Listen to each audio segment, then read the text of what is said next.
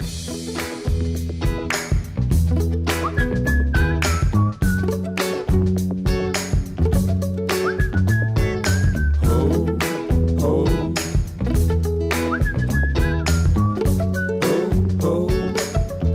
to Storycomic Presents, where we interview amazing storytellers and artists. This is episode 522. I'm your host, Barney Smith of Storycomic.com. My guest today is Justin Koch, a returning guest on the show and a creator who likes to mash up big genre energy and very grounded human problems, pressure, institutions, compromise, and the ways people justify what they're doing when the world gets weird. Justin's back with his new Kickstarter project called SWAT, Eldritch Blue. And SWAT here stands for Secret Wizard Assault Team. It's an urban fantasy with law enforcement edge, a squad of wizard detectives trying to keep their unit alive, their jobs intact, and their city from falling apart while the supernatural crime keeps getting uglier. What makes this project fun is the tonal balance that has the action and the supernatural danger, but it also has a self-aware bite. The kind of story where power structures matter, incentives matter, and doing the right thing gets complicated fast. So if you like comics that move, make you laugh, and still have something to say under the spell work, this is a good one. Justin, it's great to have you back. Well, thank you. That was, I should probably start using that as copy, honestly. That was a great intro. That really nailed a lot of things, yeah. Secret Wizard Assault Team. It's a killer name. When did that phrase appear, and you knew, and you kind of knew you had it when you got that together? SWAT was a lightning bolt. I was sitting in the chair with my laptop out, and I just popped open Superscript and started writing. SWAT came to me. I think the first thought I ever had about was, this is a elaborate train of thought, but back in the 80s, SWAT teams were originally called Special Weapons Assault Teams, or Special Weapons and Tactics. Or wait, no, I think it was Special Weapons Assault Team. And then like Larry Gates came up with a new acronym that was less aggressive, of Special Weapons and Tactics, right? And so there's always been this game with what SWAT stands for. And then, I don't know, somehow or another, the whole concept just hit, and I opened it, called it SWAT, and started writing the Law and Order intro, and it just went from there. It was the most natural creativity I've had in a long ever, really, where it was just so natural and flowing, and it just came. It was an amazing experience getting to write it. It really was. It was the highlight of. I've spent decades in the trenches writing. This was the first time it was like the whole time. Right. And so it introduced us to some of your main characters then in SWAT. There's Larry Slaughter. He is basically what if Harry Potter was just sort of a loser who survived a school shooting, and it's kind of, he got the bad guy back in the 90s, but ever since then his life's kind of revolved around the trauma of that incident. And then his partner is Mimi. She was they've known each other since high school when they were on the Monster Slayers Club together. So they've been around, and they have a complicated relationship. But they're the partners. Their story drives the whole thing. And then there's Maybellina. She is a weird, rude, kind of Frank from Always Sunny-esque character. She thinks she's a fake psychic, but she actually is psychic, in that she is always attracted to the worst possible decision. And so they kind of keep her around as a reverse canary in the coal mine. Like if she's happy and wanting to do something, they come up with a plan B, because obviously that's going to be a disaster. So she's, if she's angry, they're happy. Tiny Tim's about yay big. He is their wet work guy. He has a magic bag that lets him reach in and take things, anything he wants in the entire world. He can reach in and grab it at any time, and it's micro size for him. Hermes Trismegistus. I'm probably mispronouncing that, but that was an actual god from way back in he was a Greco-Egyptian god of healing back in the day. The caduceus from the snakes around the post thing for medicine. That's him. Kind of a big deal back in the day. Right now, he's very old and he really ought to retire, but he just won't. Lisa is the normie. She's there as punishment for, not helping people get away with police brutality. So this is her punishment brigade, where she has to deal with all this stuff. And then Girk is their boss. He's a classic 80s action movie police captain. He likes to rant and rave and be a jackass, just for the sake of being a jackass, really. Although, I mean, he does have legitimate beef with Larry. Larry was a dick many, many, many, many, many times. They're really kind of mean. They're very mean to each other. That's most of the relationships. All the people that are under 7 feet tall like each other. But Girk is, he's the boss, so he's not as well liked. But he's still an okay dude. He's just mad at Larry for being a jackass, which he is. So can't be too mad about it. In issue 1, they are given an ultimatum where they have to pick someone to fire. And so instead of doing that, they decide to call in a tip on a vampire they know who's been, going over his bag limit, and then basically create a red ball situation so that they can't fire anybody. This ends up spiraling out in ways that you would never see coming. And it sort of ends up driving the whole 36 issue plot, really, the ramifications of this decision.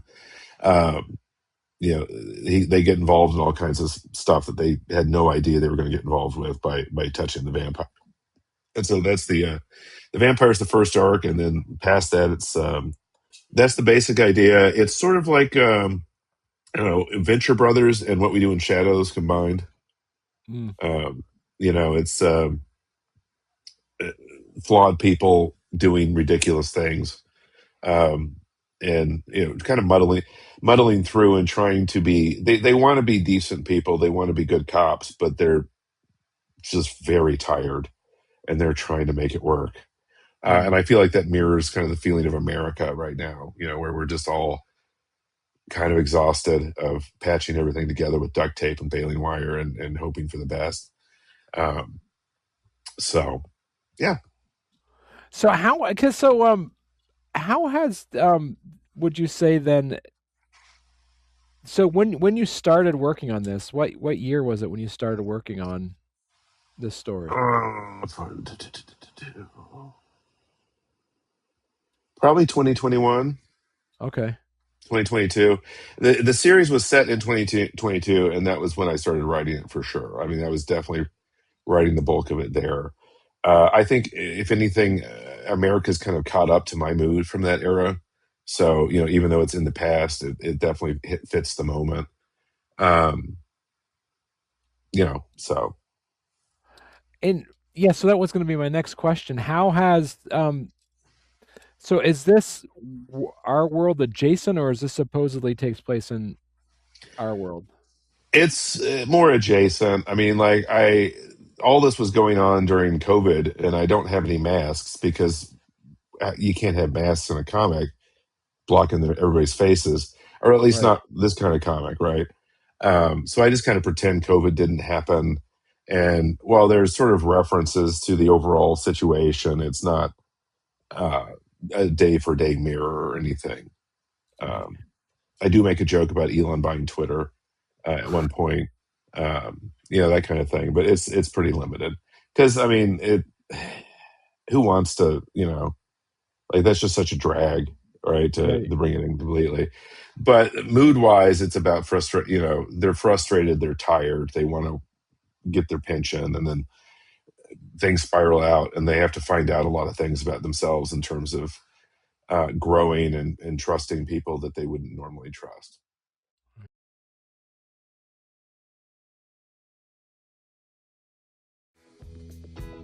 Well, hey there. If you're enjoying our podcast, don't forget to subscribe on YouTube or leave us a 5-star review on your favorite podcast platform. Your support means the world to us and helps us keep this show going. We love hearing from you, so any feedback is welcome. Thank you for being a part of our podcast family and for all your support. It truly means a lot to us.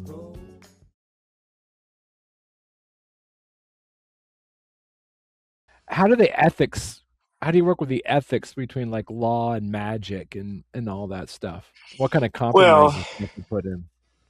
um, they, as a general rule, they try not to use magic unless it's necessary. So they're not going to use it to heat up their tea. They're not going to send a magic owl. They will only use it in situations where it's really required. Because the to limit one of the things with magic is, of course, if you make it too open ended, then it's like, why can't they solve every single problem by saying a couple of Latin words and waving a stick? Mm, So you have to have feedback. So basically, the more magic you use, the more the universe is going to sort of take it out on you. If you okay. do too much, it'll get revenge by making awful things happen. Kind of Final Destination stuff. If you go too far, essentially. So their practice is to only use it for important things and not, Mm. to like torture people or mess with stuff or make evidence. Well, they do make evidence disappear on a regular basis. They're not the greatest cops, but yeah. The institutions in SWAT are all sort of Kafka-esque jokes. Really, everything's rotted Mm. out and not really working that well anymore. Um, so they're there, but mostly for me to just sort of make fun of, honestly. So Now you mentioned this that you see this being a 36 issue run. I've written 1 through 36. The 30 those were done before I even started the Zoop campaign. At this point, I'm into the early 30s or early 50s of issues. Oh Uh, wow. it's just I would like to move on, but I just can't. I kind of end up coming back to it and then write another 3 or 6 issue sequel, and then I go do another project, and then I end up coming back to SWAT. So it seems like my creative energy is still tied up here. So I just got to get through it, really. But like I recently finished I finished the M Files, which is the sequel, the Mimi based sequel or censored sequel. And she was a Jehovah's Witness as a kid, and so there was I was also a Jehovah's Witness as a kid. There's a lot of it's autobiographical in weird ways, but in the '80s there was a urban legend among Jehovah's Witnesses that if you took a Smurf doll into a church, it would come alive and start like biting people and cursing God and like going crazy. So I thought, hey, how about if Mimi's first act of magic was making a Smurf doll come alive and then attack a Jehovah's Witness convention? And that's the start of the thing. And then the Smurf escapes. He finds a Smurfette doll at a toy store. They have 5 million kids overnight, and the city's kind of overrun with Smurfs. And of course, I changed the names for legal purposes, but it's Smurfs. Um, but that's the sequel. Um, it's basically her teen pregnancy story, essentially. At one point, she's holding the Smurf, going, "I made a baby," freaking out. And then I Witch's Foundation. I just finished that one. That's a lot darker, but it's about this real place in Lebanon, Missouri, which is, if you research it, it's not anything special. It's just a family plot. But according to the local legends, it's really cool. And so somebody supposedly buried 5 witches in a pentagram shape in the basement of this building. It's just a family grave plot. It's no big deal. But whatever. I ran with the cool version. Um, you got undead revenge and all that kind of stuff going on. So that one's a lot darker. But I just keep plugging along. So then with your books then, Justin, how do you balance a joke with a scare so neither one seems to cancel each other out? Well, I kind of tap into. Uh, there's a kind of a first responders kind of have, and lawyers and everybody who deals with kind of messed up situations on a pretty regular basis. They often have a kind of a dark sense of humor where they're coping with what's going on with sort of bleak jokes. So mostly the jokes and the horror kind of fit together, I think, in that sense. Like it's. I mean, while there are moments of complete silliness, at the same time, a lot of it is sort of driven by a trauma response more than um, I don't know, an episode of Friends Mm. or something. So, And so my other question too, or my follow up to that though, is so what what is your rule then when you explain the magic versus letting it stay mysterious? How do you kind of balance that out? mostly I just run with it. I do not have a moment where basically the idea is that with magic there are it's you can make anything happen, right? Mm, So or there's a lot of different kinds of magic.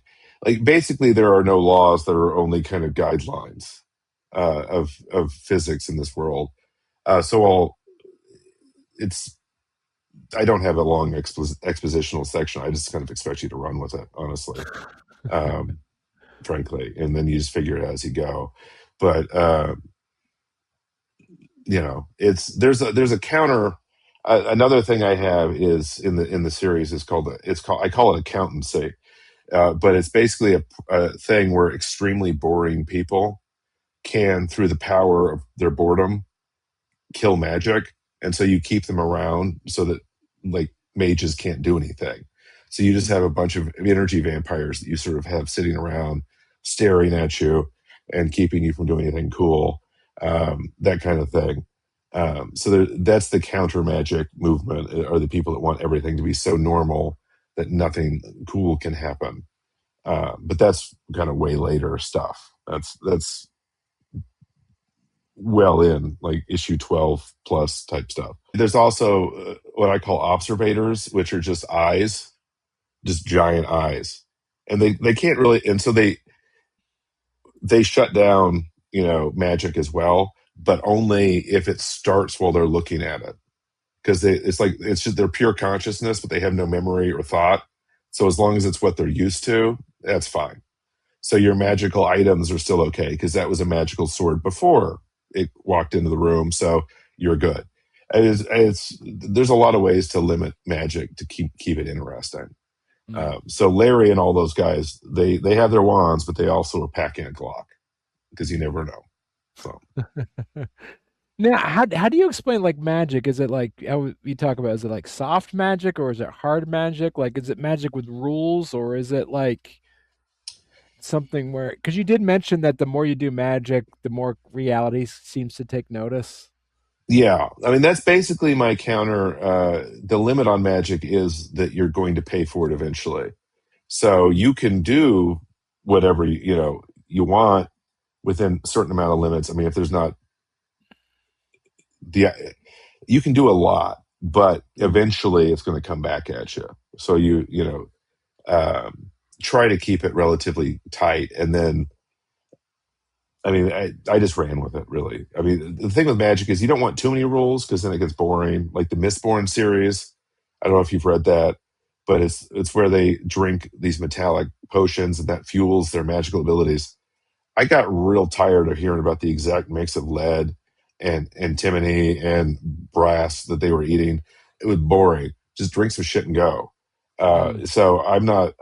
I don't want an overly elaborate rule system. There's no dice rolling here. But like Larry they're all the mages are practitioners of hermetic magic, as in Hermes, where they basically just will reality to change around them.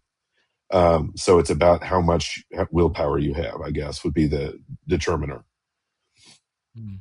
of how powerful you are. Is like how much you can force your will onto reality. Right. Now, talking about talking about SWAT, Eldritch Blue.